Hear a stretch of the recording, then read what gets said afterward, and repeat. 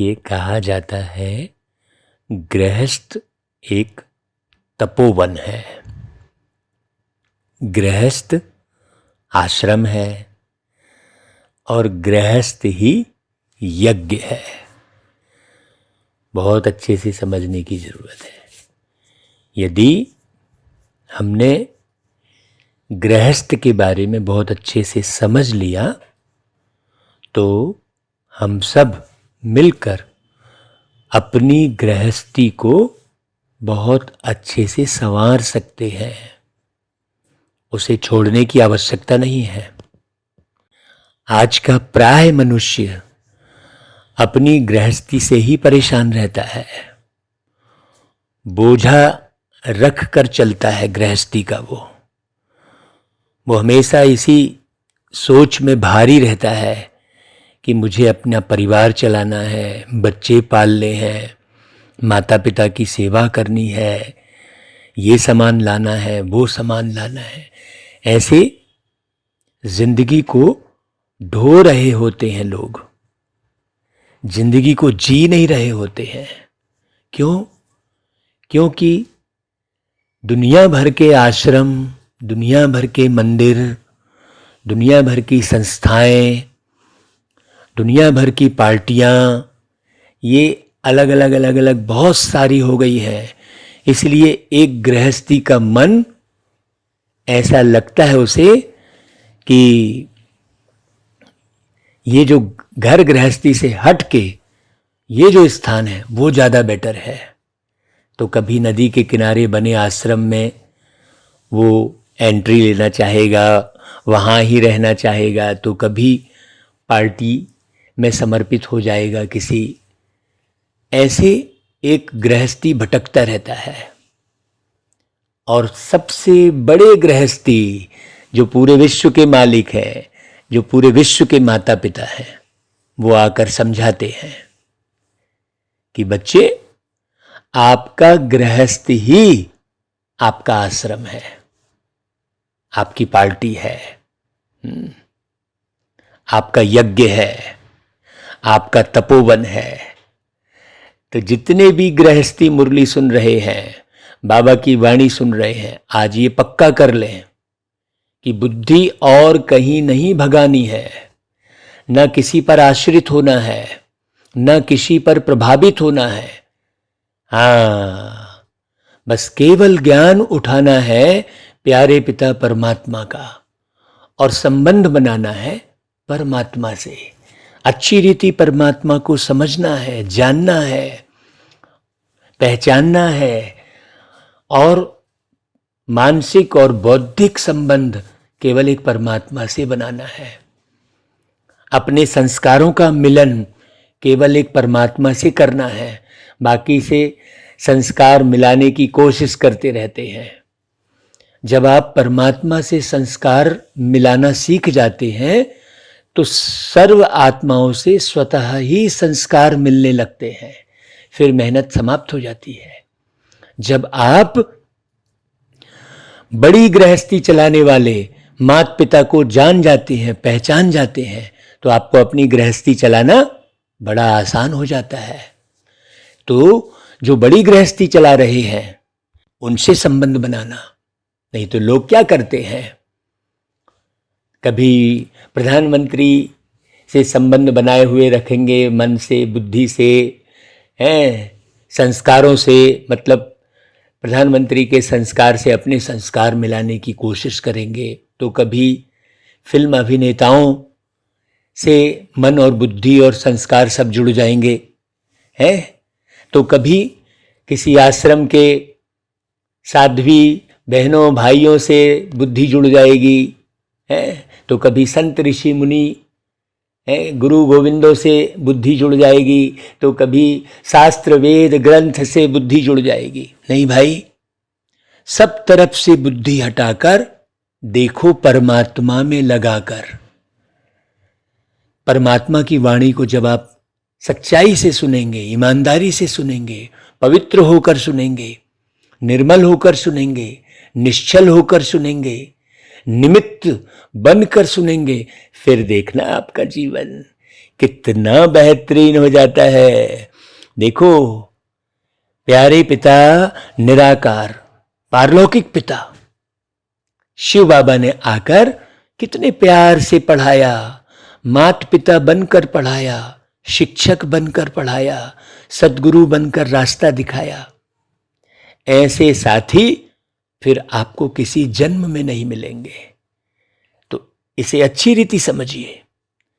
आज की वाणी में बाबा कहते हैं, मीठे बच्चे, तुम्हें पढ़ाई में कभी थकना नहीं है। पढ़ते ही रहना है। जब आप कोई भी कार्य रोज करते हैं, निरंतर करते हैं, नियमित करते हैं, निश्चित समय पर करते हैं, एक निश्चित स्थान जो है बनाकर करते हैं, तो वो पक्का होते जाता है। फिर उसमें थकने वाली बात नहीं रहती है। जैसे बहुत सारी जो है गतिविधियां आप अपनी आदत के अनुसार करते रहते हैं, आपको पता ही नहीं चलता। जैसे पलकें झपकाना आपकी आदत में शामिल है, आपको पता ही नहीं चलता कि आप कितनी बार सारे दिन में पलकें झपका लेते हैं। वो सूक्ष्म में पूरी वो आदत समा गई है आत्मा के अंदर में। आप सांस लेते हैं, छोड़ते हैं, आपको पता ही नहीं चलता है। क्यों? क्योंकि वो सांस लेना और छोड़ना वो आदत में शामिल है। आपकी ऐसी आदत बन गई है जन्म जन्मांतर से। तो बच्चे को भी सांस लेना और छोड़ना कोई सिखाया जाता है क्या? देखो, बच्चा भी पलकें झपका रहा होता है। तो वो बच्चा कौन? आत्मा। आत्मा में ही संस्कार होते हैं। ये बड़ी समझने की बात है कि नहीं?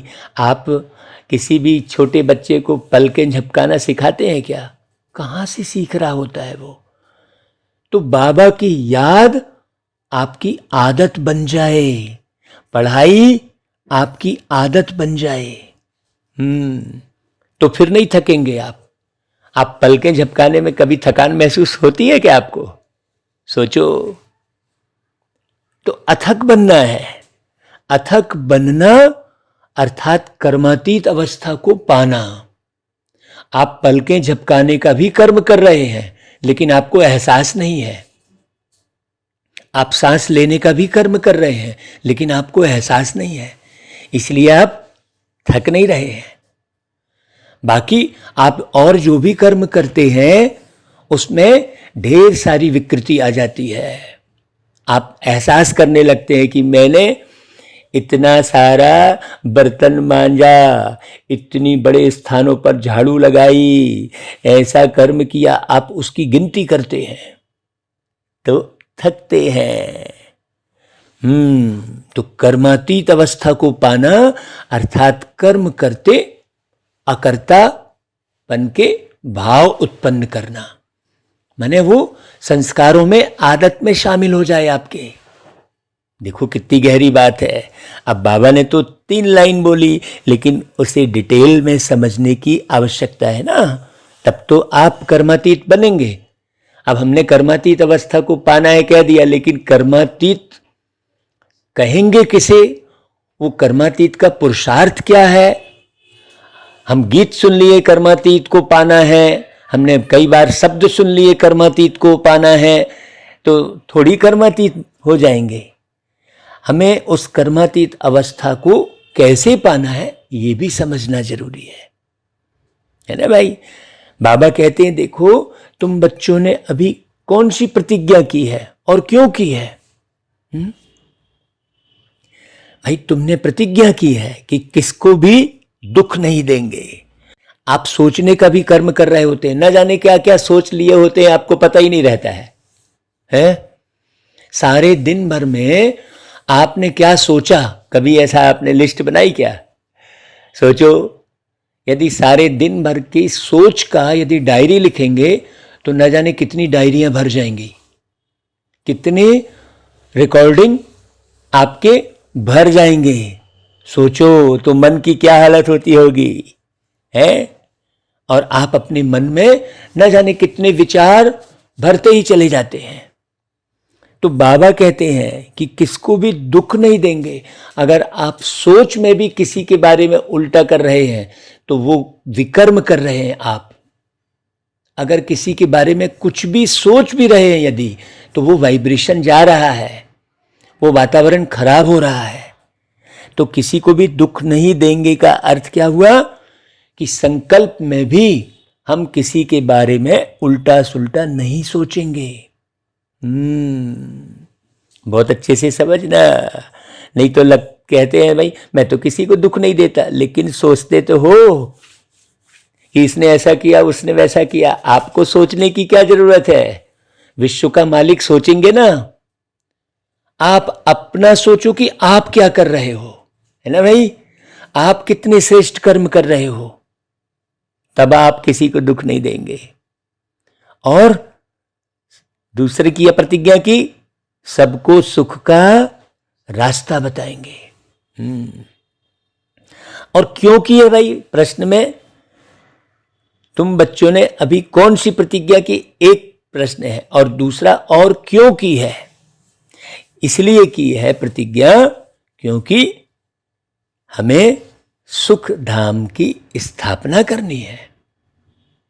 इस पुरानी दुख भरी दुनिया से सबको मुक्त करना है कि नहीं भाई, दुखों से मुक्त करना है।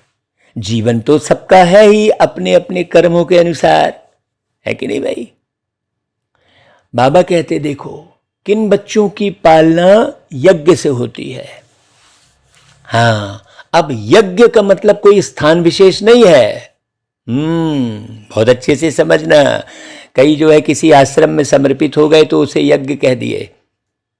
देखिए बाबा ने क्या कहा, जरा बाबा की बातों को बहुत गहराई से सुनना और समझना। बाबा ने कहा जो अपने को ट्रस्टी समझते हैं, अर्थात पूरा दिल से सब कुछ सरेंडर करते हैं, वह रहते भी गृहस्थ व्यवहार में है, धंधा भी करते हैं, लेकिन ट्रस्टी है। मतलब आप जहां दुकान में बैठे हैं, कर्म कर रहे हैं, किसी ऑफिस में आप सर्विस कर रहे हैं, वो भी यज्ञ है। आपका ऑफिस आपका यज्ञ है, आपकी दुकान आपका यज्ञ है, आपका घर आपका यज्ञ है। ये पूरा संसार ही यज्ञ है। ये बहुत अच्छे से समझने की जरूरत है, नहीं तो फिर हम क्या है, किसी स्थान विशेष में, व्यक्ति विशेष में फंसे रहते हैं। बाबा एकदम स्पष्ट कर रहे हैं। तो सब जगह रहकर ट्रस्टी होकर रहना। जैसे कोई ट्रस्ट होता है, उसका घर अलग होता है और ट्रस्ट अलग होता है। तो घर जाएगा तो घर में अधिकार जमाएगा, लेकिन ट्रस्ट में वो अधिकार नहीं जमाता है। तो अब ये बात अच्छे से समझनी है कि ये पूरी दुनिया ही ट्रस्ट है और हम ट्रस्टी हैं, और घर हमारा कहाँ है, परम धाम है। देखो 5 तत्वों के पार, तो ये सारे 5 तत्व ही आपको ट्रस्टी होकर उपयोग करने हैं। जैसे एक ट्रस्ट होती है तो हर सामग्री का उपयोग वो करता है, लेकिन किसी भी सामग्री को ये मेरी है नहीं कह सकता। जैसे ही वो ट्रस्टी ये सामग्री मेरी है कहेगा है, तो उसे लोग अच्छा नहीं समझेंगे। वैसा ही प्यारे पिता परमात्मा जो सबके मालिक हैं, वो कितना गहरा राज समझा रहे हैं भाई। यही तो राजयोग है। कई तो ये नहीं समझते कि राजयोग क्या है। तो आप ट्रस्टी होकर रहेंगे तो जैसे शिव बाबा के खजाने से ही खाते हैं, है ना भाई। अब आप गाते भी हो ना कि तुम ही हो माता पिता, तुम ही हो बंधु सखा, तुम ही हो। तो एक माता पिता होते हुए भी आप भगवान को ये गीत सुनाते हैं ना कि तुम ही हो माता पिता, तुम ही हो। तो फिर जब माता पिता हमारे परम धाम में रहते हैं, परमात्मा परम धाम में रहते हैं, तो ये दुनिया क्या हुई फिर? ये दुनिया पूरी एक ट्रस्ट हुई ना भाई। ओम शांति। देखो यहां पर कोई प्रवचन नहीं चल रहा है, यहां कोई वेद शास्त्र की वाणी नहीं सुनाई जा रही है, यहां तो बच्चों को बाप मिला है। कौन सा बाप? जो पूरे विश्व का बाप है। और अब अनुभव से कहते हैं कि बरोबर कांटे से फूल और कोई बना नहीं सकते। भाई हम काम वासना क्रोध में पड़कर कांटे बन गए थे। सबको हम काम कटारी ही चुभोते थे, क्रोध की अग्नि में जलाते थे, लोभ में पड़कर सबको दुख दे रहे थे, अभिमान में आकर अकड़ रहे थे, है ना भाई? तो कांटे ही बन गए ना। जैसे कांटा बिल्कुल कड़ा होता है और फूल नरम होता है, कांटे में कोई खुशबू नहीं रहती और फूल में खुशबू रहती है। तो ऐसे हम कांटे बन गए थे और कांटे से फूल और कोई बना नहीं सकते। भारत दैवी फूलों का परिस्थान था पहले। कोई किसी को दुख नहीं देता था और अभी तो भारत कांटों का जंगल है। तुम बच्चे अभी जो सुनते हो वह महावाक्य सुनते हो। ये सुनाने वाले ऊंचे से ऊंच प्यारे पिता पारलौकिक परम पिता परमात्मा शिव बाप है। बाप है ना भाई सबके वो। जरा इस राज को समझना है। भगवान प्रभु कह के दूर नहीं हो जाना है। वो बाप है, उनकी हर एक बात महान है। महान सुख के सागर हैं, महान ज्ञान के सागर हैं, महान शांति के सागर हैं। ये बच्चे अच्छी रीति समझ चुके हैं। आगे तो हर बात में कांटे थे भाई। हम हर कर्मेंद्रियों से एक दो को दुख ही देते थे।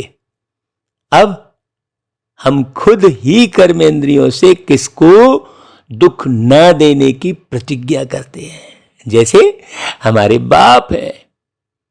अब हम परमात्मा नहीं कहेंगे भाई।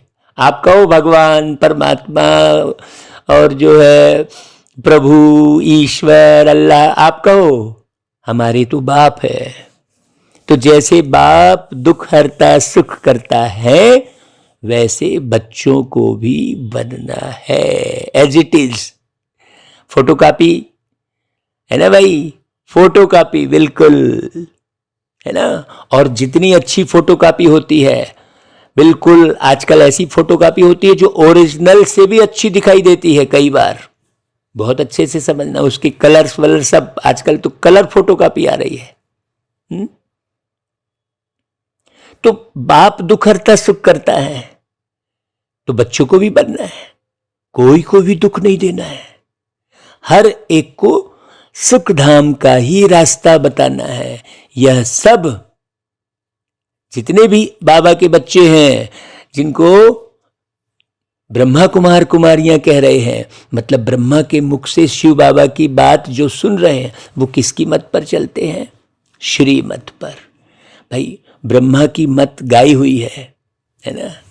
यूं तो सभी को कह देते हैं गुरु ब्रह्मा, गुरु विष्णु, परंतु गुरु को फिर भगवान नहीं कहा जाता।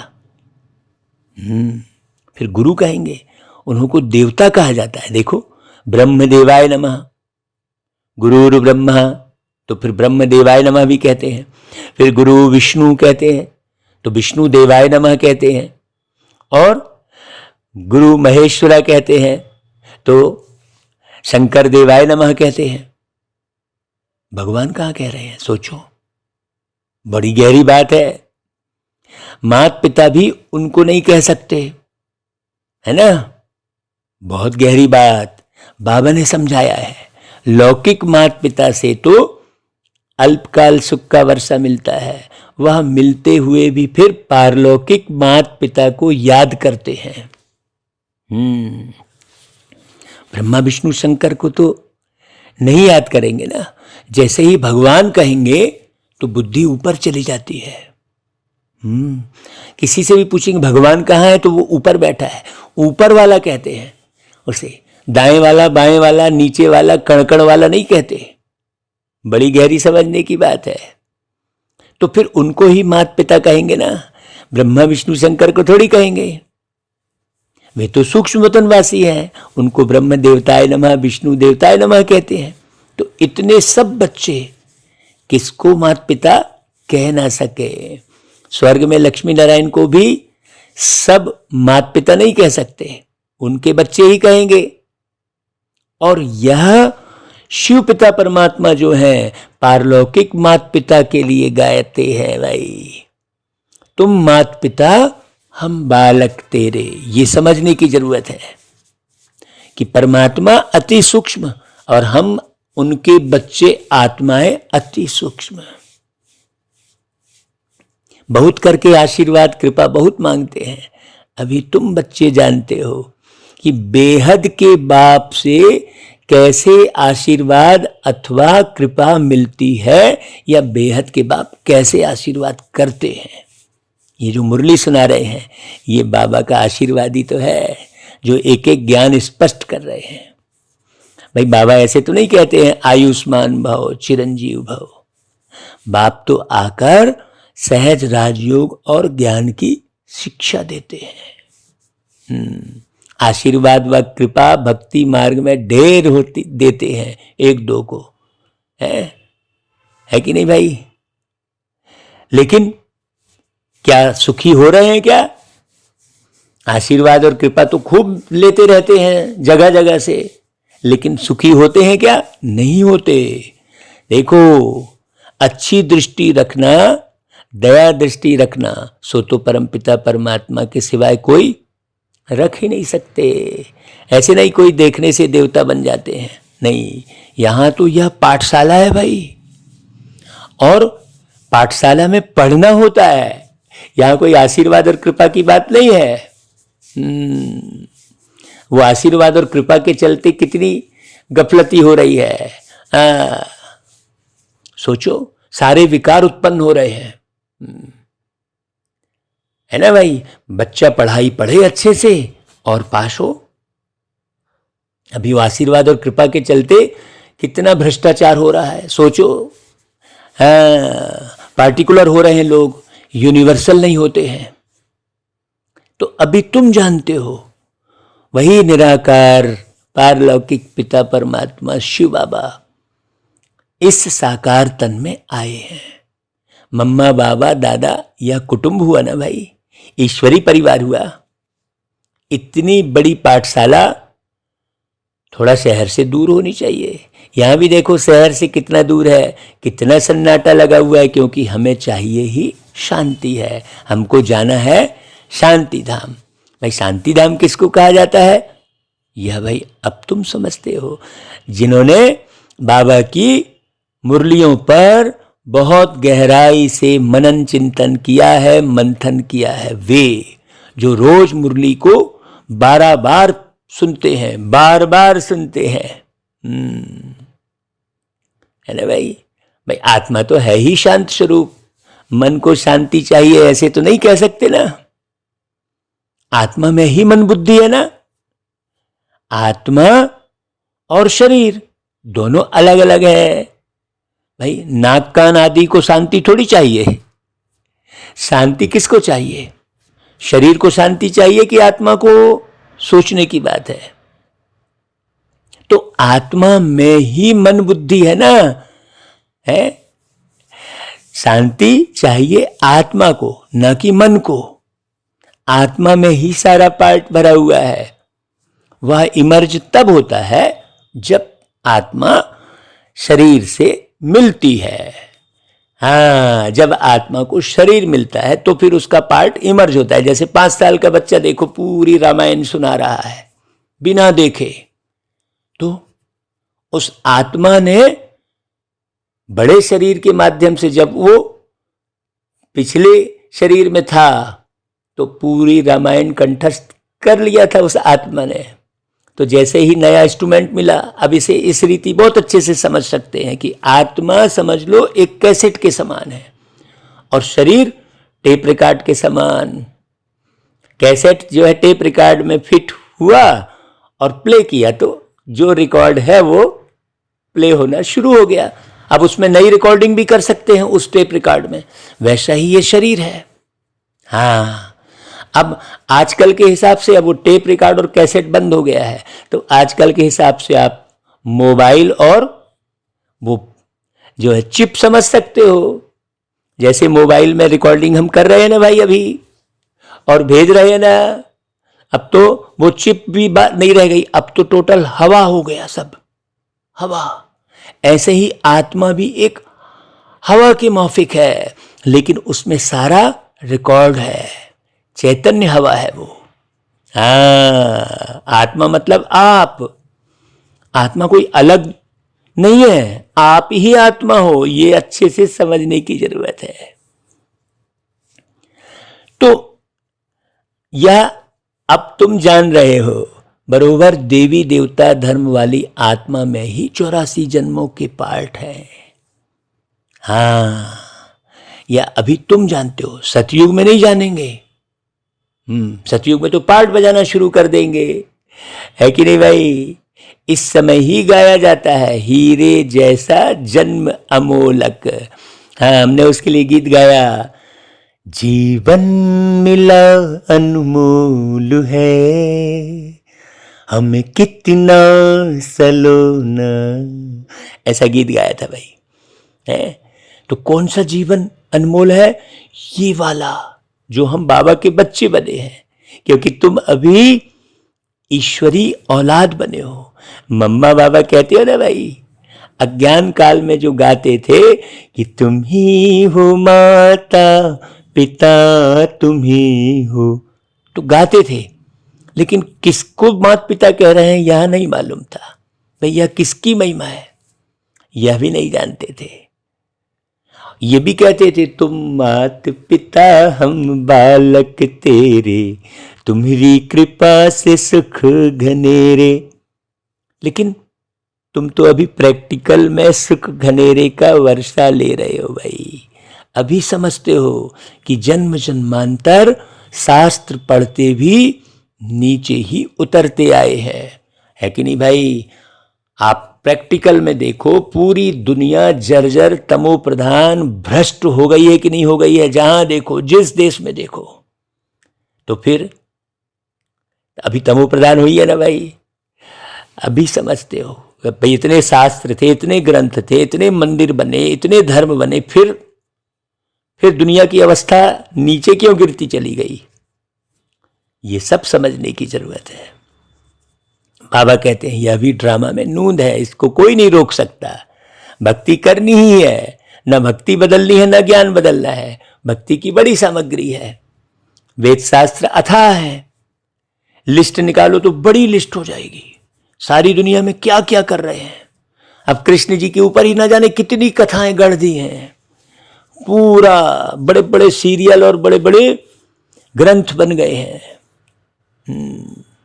सारी दुनिया में ना जाने क्या क्या कर रहे हैं, कितने मेले मलाखड़े आदि होते हैं, सबके अपने अपने मेले होते हैं, सबकी अपनी अपनी रैली निकलती है। देखो, अब बाप कहते हैं, बच्चे आधा कल्प भक्ति करते करते थक गए, तुम अपने को पहचानो, बाकी दुनिया में क्या हो रहा है उससे क्या लेना देना है। अपने को पहचानो कि तुम कौन हो, ये पढ़ाई करो। इस पढ़ाई में तो थकने की बात ही नहीं है भाई, इसमें तो और ही खुशी होती है। क्यों? क्योंकि यहां है कमाई। अब बाबा हमको बिठाते हैं, वो भागवत कथा का बहाना होता है। 4 घंटे हम एक स्थान पर बैठकर कैसे लोगों को ज्ञान सुनाते हैं, उस भागवत कथा में हमें पता ही नहीं चलता, बिल्कुल थकान नहीं होती है। क्यों? क्योंकि कमाई जमा हो रही होती है ना भाई आत्मा की। 5000 लोग ज्ञान सुन रहे होते हैं एक साथ। बाबा उस समय पूरा पिन ड्रॉप साइलेंट रखता है सबको, पूरे एकाग्र होकर सुनते हैं बाबा कि कमाल ऐसी होती है। तो कमाई में कभी उबासी व झुटके नहीं आने चाहिए भाई। धारणा कच्ची है, नॉलेज की वैल्यू का पता नहीं है, तो सुस्ती आती है फिर। कई तो बिल्कुल पूरे सो रहे होते हैं, और उनकी नींद कब खुलती है? जब वो मीठे मीठे बच्चे, सिकिलदे बच्चे कहते हैं, तब फिर नींद खुलती है क्लास में। कईयों को दिखाया है बाबा ने हमको, मुरली सुनते सुनते भी नींद आ जाती बहुतों को। तो बाबा कहते हैं, देखो बाप की याद में बैठने से भी बहुत कमाई होती है, इसमें थकना नहीं है। विवेक कहता है तुमको अथक जरूर बनना है। हाँ, अंदर का विवेक कहता है ना भाई, तो अपने विवेक को जागृत करो। पुरुषार्थ करते अथक अर्थात कर्मातीत अवस्था को पाना है, माने किसी भी कर्म का प्रभाव आत्मा में ना हो। हाँ, क्योंकि शरीर के माध्यम से कर्म कर रहे हो, है ना भाई। अब मान लो कार से आप 1000 किलोमीटर की यात्रा किए तो कार में प्रॉब्लम आएगी ना भाई, आपको थोड़ी बहुत थकान होगी, बाकी ज्यादा थकान किसको रहेगी? कार को, आपको थोड़ी रहेगी। वैसे ही आत्मा ड्राइवर है और शरीर मोटर कार के समान है, इसे अच्छे से समझना। तो शरीर को भाई आप 6x3 के गैरेज में डाल दो, खटिया में चुपचाप, और चले जाओ अपने मूल वतन परम धाम। ऐसा अभ्यास करोगे तब ना होगा। तो वैसी अवस्था को पाना है। अब जो पुरुषार्थ करेंगे भाई वही पाएंगे। माला तो बहुत छोटी है, प्रजा तो बहुत बनती है, लेकिन माला किसकी है? माला तो राजाओं महाराजाओं की है ना भाई, प्रजा की थोड़ी माला बनती है कोई। बाबा तो पुरुषार्थ कराते रहते हैं, कहते हैं बच्चे फॉलो फादर मदर। भाई बच्चे तो ढेर है ना, प्रजापिता ब्रह्मा के भी एडॉप्टेड बच्चे हैं ना, और शिव बाबा के एडॉप्टेड बच्चे नहीं कहेंगे, शिव बाबा के बच्चे अर्थात आत्माएं तो सब है ही, सब है शिव बाबा के बच्चे, लेकिन ब्रह्मा के एडॉप्टेड बच्चे तो थोड़े से ही है ना। अज्ञान काल में भी शिव बाबा कहते रहते हैं, परंतु शिव बाबा कौन है, उनका क्या पार्ट है, यह कोई भी नहीं जानते। शिव बाबा कहते हैं भाई देखो मेरा भी ड्रामा में पार्ट नूंधा हुआ है, ऐसे नहीं जो चाहूं सो करूं, नहीं। बाबा कोई अपनी मर्जी के मालिक नहीं है, जो फिक्स ड्रामा है वही बाबा भी कर रहे होते। इसलिए ड्रामा को बहुत अच्छे से समझना। नियति से बाबा भी बंधा हुआ है। हाँ, तो नियति को समझकर अपनी नियत को बदलो, तो हमारा भी जो पार्ट होगा वही चलेगा ना भाई। इसमें कृपा व आशीर्वाद मांगने की बात ही नहीं है। अब लोग ड्रामा को नहीं समझने के कारण दे भटकते रहते हैं आशीर्वाद पाने के लिए। चरण गिरते रहते हैं, और चरण गिरते गिरते वो गिर ही जाते हैं। भाई बाप जानते हैं कि बच्चों की पालना कैसे करनी है, ज्ञान और योग से। तुम्हारी पालना है ही ज्ञान और योग की। मुझे कहते ही है बाबा, क्योंकि रचयिता ठहरा हूं ना भाई मैं। बाबा कह रहे हैं तो जरूर बाबा कहेंगे। लौकिक माँ बाप होते हुए भी पारलौकिक बाप को याद करते हैं। तो अभी तुम जानते हो कि पारलौकिक माता पिता ऐसे हुए हैं, हमको राजयोग सिखा रहे हैं। हाँ, बाकी सबको शरीर निर्वाह तो जरूर करना है ना भाई। परहेज के लिए यह समझाया जाता है कि अपवित्र कोई वस्तु नहीं खानी है जो तमो प्रधान है। एक एक बात का ख्याल रखना है, खाने पीने का, देखने सुनने का। ऐसा नहीं कुछ भी देख ले रहे हैं, कुछ भी सुन ले रहे हैं, कुछ भी समझ ले रहे हैं, नहीं। बाकी घर में तो रहना ही है ना भाई। घर में रहकर ट्रस्टी हो गए तो सरेंडर हो गया। हाँ, ऐसा थोड़ी है कोई स्थान विशेष पे सरेंडर होंगे तभी सरेंडर कहलाएंगे, नहीं। बहुत लोग ये नहीं समझ पाते हैं। बस आपको यही भाव मन में रखने हैं कि बाबा यह सब कुछ तो आपका है, बस उसे संभालना है। हाँ, जैसे एक सर्वेंट जो है किसी सेठ के घर में काम करेगा, और सेठ मान लो तीर्थ करने जाएगा और सर्वेंट उसके घर की संभाल करेगा, तो वहां सोएगा, सब कुछ सामान उपयोग करेगा, लेकिन समझता क्या रहेगा हमेशा कि भाई सेठ जी का है। वैसा ही सबसे बड़े सेठ कौन है? परमपिता परमात्मा। यहां के एक कण पर भी हमारा अधिकार नहीं है, एक पत्ते पर भी हमारा अधिकार नहीं है। हाँ, बहुत अच्छे से समझना, ये उपयोग के लिए दिया है प्यारे पिता परमात्मा ने। तो कण कण में भगवान है ये कहना रॉन्ग है, कण कण भगवान का है ये कहना राइट है। यही भूल हो गई है ना भाई। जब कण कण भगवान का है तो हम केवल उपयोग करने वाले हैं, लड़ने नहीं है कि ये मेरा है ये तेरा है, ये फालतू की लड़ाई है ना भाई। तो सरेंडर का अर्थ अच्छे से समझो। तो बाबा का सब कुछ समझकर चलते हैं तो वह जो खाते हैं सो यज्ञ का ही खाया कहलाएगा। हम ट्रस्टी है भाई, बाबा तो हमको फल फ्रूट खिला रहे हैं, शरीर को स्वस्थ रखे हुए हैं बाबा हमारे, हम ट्रस्टी है, हम यज्ञ का खाते हैं तो वो तो सतोगुणी ही है भाई। अगर अर्पण में नहीं है, अपने को ट्रस्टी नहीं समझते तो फिर वह यज्ञ का नहीं हुआ। पहले तो अपने को ट्रस्टी समझना है, नहीं तो कई आश्रम में दान देकर भी बड़ा बड़ा अक्षर में नाम लिखवा देंगे, इसके द्वारा दिया, तो पब्लिसिटी हो रही है, तुमने दिया कहां, सोचो। और जो घर गृहस्थ में रह के भगवान का समझ कर चल रहे होते हैं वो अर्पित कहलाएगा। हाँ भाई, मनुष्य कहते भी है ना कि ईश्वर ही सबको देने वाले हैं।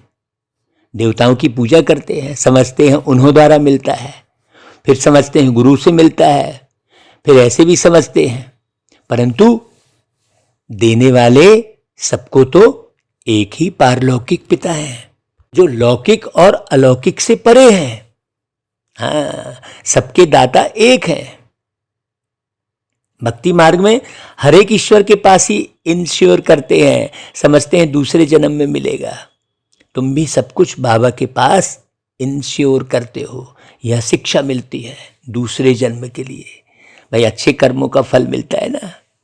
ईश्वर अर्पणम करते हैं, ईश्वर को अर्पण अर्थात इंश्योर करते हैं, वह है इनडायरेक्ट और यह है डायरेक्ट। अभी ये जो वाणी चल रही है ये डायरेक्ट परमपिता परमात्मा बोल रहे हैं। हाँ, ये कोई हम लिखी पढ़ी जो किताबों में लिखी पढ़ी बात नहीं बता रहे हैं, ये प्यारे बाबा ब्रह्मा के तन में आकर बोले हैं। तो वह इनडायरेक्ट है दुनिया में जो है, और यह है डायरेक्ट। वह परमपिता परमात्मा को जानते ही नहीं तो सब कुछ अर्पण नहीं कर सकते। यहां तो सब कुछ अर्पण करते हैं। बाबा कहते हैं अपने को ट्रस्टी समझो, तुम जो खाते हो वह समझो कि हम शिव बाबा के यज्ञ से खाते हैं। संभाल भी करनी होती है, कोई तमोगुणी भोग लगा ना सके भाई। मंदिर में भी शुद्ध भोग लगता है ना, वह वैष्णव ही रहते हैं, विकारी तो सभी हैं। निर्विकारी श्रेष्ठ शरीर यहां तो आ ही नहीं सकता भाई, कहां से आएगा। विकारों से ही दुनिया बनी हुई है कि नहीं भाई। बड़ी गहरी समझने की बात है। हाँ, लक्ष्मी नारायण के श्रेष्ठ शरीर है ना, बाकी तो भ्रष्टाचारी विकारी हैं।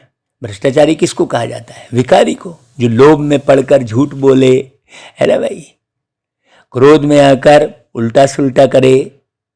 तो अभी तुम बच्चे समझते हो कि हम अभी माता पिता के सम्मुख बैठे हैं, जिनको आधा कल्प पुकारा है।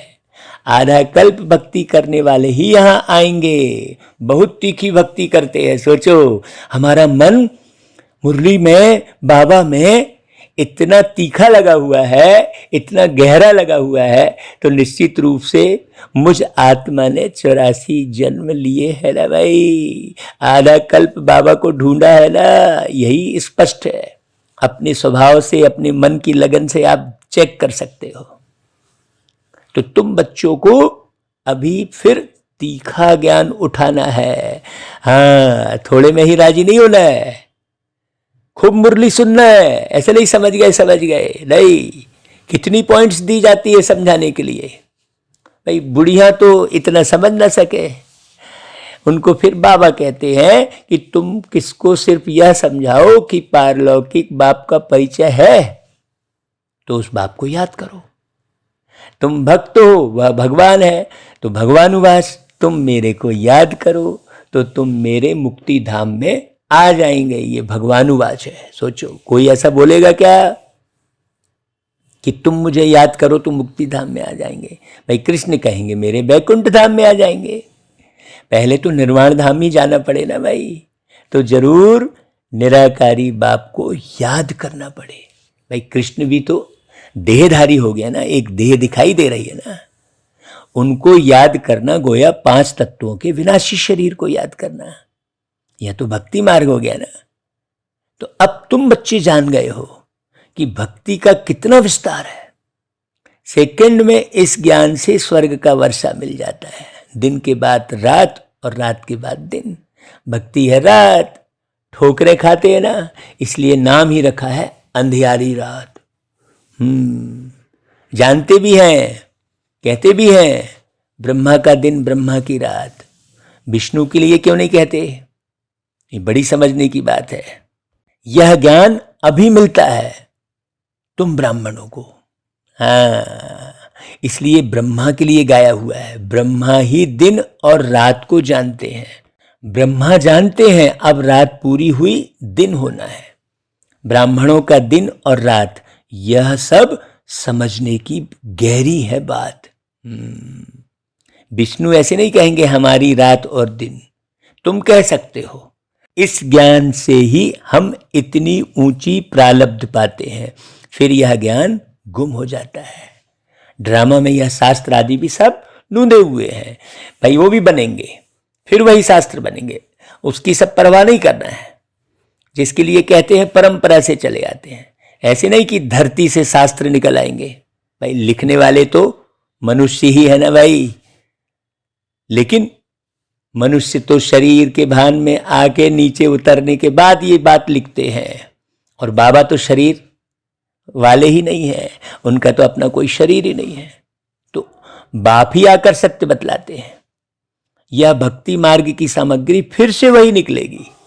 तो बूढ़ी माताओं को यह भी याद करा दो, ऊंचे ते ऊंचे शिव बाबा जो परम धाम में रहते हैं, जहां आत्माएं रहती हैं, वह है ऊंचा ठाव मूल वतन। फिर सूक्ष्म वतन में है ब्रह्मा विष्णु शंकर। फिर स्थूल वतन में आओ तो पहले लक्ष्मी नारायण का राज्य, जो नई रचना बाप रच रहे हैं, पतितों को पावन बना रहे हैं। भाई आप सब कहते भी हैं ना पतित पावन आओ, तो जरूर सारी सृष्टि पतितों की है, तब तो भगवान को पुकारते हैं। तो बाबा आकर उनको पावन बनाते हैं। भाई जो मेहनत करेंगे वही पावन दुनिया में आएंगे। मूल बात है अपने बाप और घर को याद करना, यही मुख्य मेहनत है। सबको यही कहो, हे आत्माएं अब घर जाना है, तुम आत्माओं को ले जाना है। शरीर तो सबके खत्म हो जाएंगे, ये सबको इत्तला कराते रहो। आत्मा के नाते सब भाई भाई हैं, ब्रदर्स हैं, फिर शरीर के नाते भाई बहन हैं। ये सब बहुत मीठी मीठी बातें हैं भाई। तुम यहाँ हॉस्टल में बैठे हो, तुम यहाँ के रहवासी हो। हॉस्टल में इसलिए रखते हैं कि बाहर का खराब संग ना लगे। यहाँ तुमको निर्विकारियों का संग है ना भाई। भाई ब्राह्मणों का संग करना पड़े ना भाई, इसलिए बहनों के पास जाना पड़े। हर एक स्थान पर ब्रह्मा कुमारी सेवा केंद्र खुले हैं। तो भाई आप संग का रंग लगेगा तो आप जाओगे तब तो। अच्छा भाई बाबा कहते आज तो ब्रह्मा भोजन है। भाई शिव बाबा तो खाते नहीं है, वह तो अभोक्ता है। देवताओं को ब्राह्मणों का भोजन अच्छा लगता है, क्योंकि इस ब्राह्मणों के भोजन से ही देवता बनते हैं। तो ब्राह्मणों के भोजन का कितना महत्व है, उनका बहुत असर पड़ता है। तुम्हें पक्के योगियों का भोजन मिले तो बुद्धि बहुत अच्छी हो जाए। सारा दिन शिव बाबा की याद में रहकर कोई स्वदर्शन चक्र फिराते भोजन बनाए, ऐसे योगी चाहिए। पवित्र तो बहुत होते हैं, लेकिन पूरे ज्ञान युक्त योगी। हाँ, ज्ञान युक्त पवित्रता। विधवा माता अथवा कुमारियां भी पवित्र होती है, परंतु योगिन भी हो। योगिन के हाथ का बनाया हुआ भोजन मिले तो तुम्हारी बहुत उन्नति हो जाए। 5-7 ऐसे योगी बच्चे हों जो याद में रहकर भोजन बनाएं, इससे तुम्हारी अवस्था बहुत अच्छी हो जाएगी। योग में बहुत मदद मिलेगी। अच्छा भाई, बाबा फिर याद प्यार देते हैं मीठे मीठे सिकिलधे बच्चों प्रति, माता पिता बाप दादा का याद प्यार और गुड मॉर्निंग। रूहानी बाप की रूहानी बच्चों को नमस्ते, और हम रूहानी बच्चों की रूहानी माँ बाप को याद प्यार गुड मॉर्निंग और नमस्ते। अच्छा भाई, धारणा के लिए मुख्य सार, माता पिता को फॉलो करते हुए ज्ञान योग से सबकी पालना करनी है।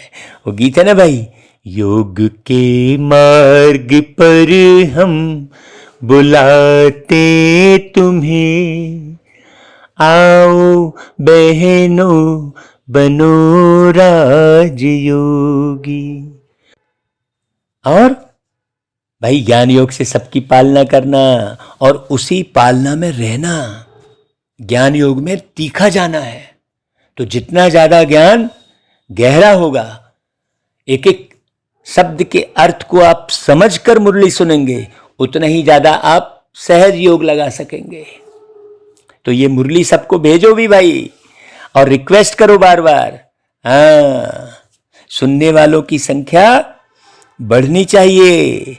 हाँ, अभी तो बहुत अच्छी सेवाएं हो रही हैं। अच्छा, दूसरी पॉइंट, पवित्र और योगिन के हाथ का भोजन खाना है, इस पर सावधानी रखना है। हाँ, बुद्धि को शुद्ध बनाने के लिए भोजन की बहुत परहेज रखनी है। ऐसा नहीं कहीं का भी किसी के भी हाथ का खा लिए, नहीं। अच्छा भाई, वरदान, स्व परिवर्तन द्वारा विश्व परिवर्तन के निमित्त बनने वाले सर्व खजानों के मालिक भव। देखो, वरदान की डिटेल बताने के पहले हम एक बात आपको बताते हैं कि भाई, जो भी आप पैक्ड आइटम भी खाते हैं, उसमें भी किसी न किसी विषय विकारों में पड़ी हुई मनुष्य आत्माओं का ही हाथ लगता है। चाहे वो पैकिंग के समय हाथ लगेगा तो वो पॉलीथीन इतनी पावरफुल थोड़ी हो गई कि उससे वाइब्रेशन अंदर नहीं जाएगा। पैकिंग के समय हाथ लगे, मशीन में सामान डालते समय हाथ लगे। बाबा ने रेयर केस में बिस्किट वगैरह के लिए बोला था कभी, भाई जब बहुत ज्यादा भूख लग रही है, कुछ नहीं मिल रहा है, शरीर चल नहीं पा रहा है और आपको बाबा की याद नहीं आ रही है, आप याद के बल पर शरीर को चला सकते हैं लेकिन नहीं आ रही है, तब भाई आप चलो। लेकिन ऐसा थोड़ी है कि फिर अब कंपनी की बढ़िया छांट के टेस्ट वाली फिर हम खरीद के खाने लग जाएं। नहीं, कि हम पैक्ड आइटम खाएं, वो भी किसी न किसी के हाथ का बना है। शौक में खाने की बात नहीं है यहाँ पर कि बाबा ने छुट्टी दी है, चलो वहाँ चलो शौक में खाओ, या तो बिस्किट फैक्ट्री खोल दो, अब ब्राह्मण बच्चे बिस्किट बना रहे हैं ये कह दो, है ये भैया उसमें फिर सिंबल लगा दो। ऐसा कुछ भी नहीं है। ज्ञानी और योगी शब्द ही अलग है, वो अवस्था ही अलग है, इसलिए बहुत गहरी संभाल करनी है। जरा भूख का भी पुरुषार्थ करना है ना भाई। क्यों? बाबा ने कहा ही है, आने वाले समय में आपको खाने के लिए अनाज नहीं रहेगा तो आप सूबी रस पीने की आदत डालो। अशरीरी संकल्पों में इतने व्यस्त हो जाओ आप देखना, कई बार आप कार्य कर रहे होते हैं तो आपको भूख नहीं लग रही होती है। कोई भी कमाई का कार्य कर रहे होते हैं दुनिया में, जहां कमाई होनी है, तो आप कितनी भी दूर चले जाते हैं, कितने भी समय काम कर रहे होते हैं, फिर आप क्या कहते हैं, अरे मुझे तो भूख का एहसास ही नहीं हुआ। तो कहां गई भाई वो भूख? फिर सोचो उस समय कहां गई? आप किसी बातचीत में लगे रहते हैं, कहीं मन लगा रहता है खूब अच्छे से, तो समय का भी पता नहीं चलता, भूख का भी पता नहीं चलता। तो ये समझने की बात है। ऐसे ही जब आप परमात्मा में मन लगा के रखेंगे तो आपको वो अवस्था बनानी ही है कि आपका मन, आपकी बुद्धि परमात्मा के साथ बिल्कुल गहरे से जुड़ जाए। वो अवस्था बनानी है अंतिम समय के लिए, तब तो आप अंत घड़ी तक रह पाएंगे, नहीं तो भूख में ही मर जाएंगे। भूख में कोई व्यक्ति मरता नहीं है, भूख से परेशान होकर मरता है, भूख में नहीं मरता। यदि भूख से परेशान ना हो तो नहीं मरेगा वो। हाँ, है कि नहीं भाई? प्यास से परेशान होकर मरता है, प्यास में नहीं मरेगा। ध्यान को अगर इतने गहरे जो है परम धाम में लगा लेगा तो वो टिका रहेगा अंत घड़ी तक। इसलिए अंतिम विनाश की तैयारी ही करवा रहे हैं बाबा हर मुरली में। ऐसा नहीं कि आप रोज की रोज मुरली वही सुन लिए, पढ़ लिए तो आपकी तैयारी पूरी हो गई। हाँ, वरदान सुन लिए जल्दी जल्दी, हमें थोड़ा जल्दी सुनाओ भाई वरदान, ऐसा बोल देते हैं कई लोग। अच्छा, तो समझ में आता है कि नहीं, इसकी बुद्धि, हाँ भाई काम भी तो करना है, अच्छा ऐसा कहते हैं। जबकि बाबा ने क्या बोला कि बच्चे हर कार्य हुआ पड़ा है, आप कर्म कॉन्शियस क्यों हो। कई ऐसे कहते हैं भाई हम भी तो वही दुनिया में जी रहे हैं, घर गृहस्थ में रह रहे हैं, कोई हमने घर गृहस्थ नहीं छोड़ा है, कोई व्यापार नहीं छोड़ा है। कैसे हमको बाबा सिखा रहे हैं, सोचो। नहीं भाई आप तो, नहीं तो उनको कह दोगे आपको क्या, आप तो घर गृहस्थी छोड़ चुके हो, आप उनको ऐसा बोल दोगे। जो घर गृहस्थी छोड़ के सेवा में लगे हैं उनको आप ऐसा बोल दोगे। यहां तो आप ये भी नहीं बोल सकते, यहां तो एक गृहस्थी आपको मुरली सुना रहा है भाई, हाँ एक व्यापारी आपको मुरली सुना रहा है, बड़े अच्छे से समझना। तो वरदान सुनो, स्वपरिवर्तन द्वारा विश्व परिवर्तन के निमित्त बनने वाले, देखो क्या कहा, स्वपरिवर्तन द्वारा विश्व परिवर्तन के निमित्त बनने वाले, इसको जरा अच्छे से गहरे से पकड़ना। सर्व खजानों के मालिक भव, ये वरदान दिया बाबा ने। भाई आपका स्लोगन है बदला ना लो बदल कर दिखाओ, है ना। हमने वो गीत गाया था, बदला नहीं है लेना किससे, बदल के हमको दिखाना है, कर्म योग की करामात से कर्मों को बनाना है। ऐसा कुछ था भाई वो गीत। मन बदलो चिंतन बदलो, तो परिवर्तन नाम की कैसेट निकली थी, उसमें पहली कैसेट यही थी शायद। अब उसमें यही लिखा है, स्वपरिवर्तन से विश्व परिवर्तन। आज का स्लोगन वही है। तो कई बच्चे सोचते हैं यह ठीक हो तो मैं ठीक हो जाऊं, यह सिस्टम ठीक हो तो मैं ठीक रहूं, क्रोध करने वाले को शीतल कर दो तो मैं शीतल हो जाऊं, ऐसा सोचते हैं। अरे भाई इस खिटखिट करने वाले को किनारे कर दो तो सेंटर ठीक हो जाए, ऐसा कहते हैं। यह सोचना ही रॉन्ग है। पहले स्व को बदलो तो विश्व बदल जाएगा। इसके लिए सर्व खजानों के मालिक बन समय प्रमाण खजानों को क्या करो, कार्य में लगाओ। आपने ज्ञान तो खूब सुना और ठीक समय पर आप उस ज्ञान का उपयोग ही नहीं किए तो क्या काम का, क्या काम का ऐसे बैठ के ज्ञान सुनते रहना और बैठ के योग लगाते रहने से, जब आप बदल ही नहीं रहे हैं। तो बदलना ही योग है, परिवर्तन करना ही योग है। बहुत अच्छे से समझना। और कैसे परिवर्तन करना, प्यारे बाबा के निर्देशन प्रमाण, जैसा बाबा कह रहे हैं वैसा बन के दिखाना, वही योग है। अच्छा भाई, स्लोगन, सर्व शक्तियों की लाइट सदा साथ रहे तो माया दूर से ही भाग जाएगी। हाँ, सीधी सी बात है। आप शांत स्वरूप रहेंगे, आप बिल्कुल निर्विकार रहेंगे तो कोई आपसे कुछ बोल ही नहीं पाएगा, है ना भाई। कोई माया के वशीभूत व्यक्ति भी आपसे कुछ नहीं कर पाएगा आपका। हाँ, बड़ी गहरी बात है। तो सर्व शक्तियों की लाइट सदा साथ रखो। अच्छा भाई, ओम शांति।